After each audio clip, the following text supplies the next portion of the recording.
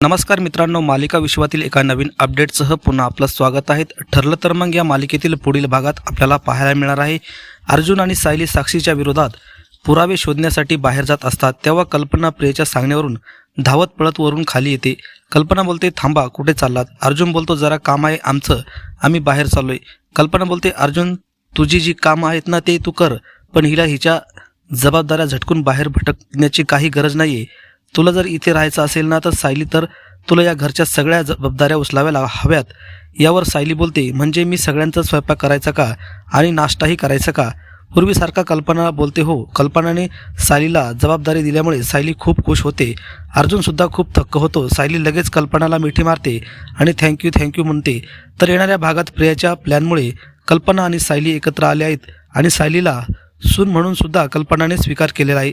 तर असेच मालिकेचे डेली अपडेट पाहण्यासाठी चॅनलला सबस्क्राईब करा आणि व्हिडिओ आवडला असेल तर लाईक करा.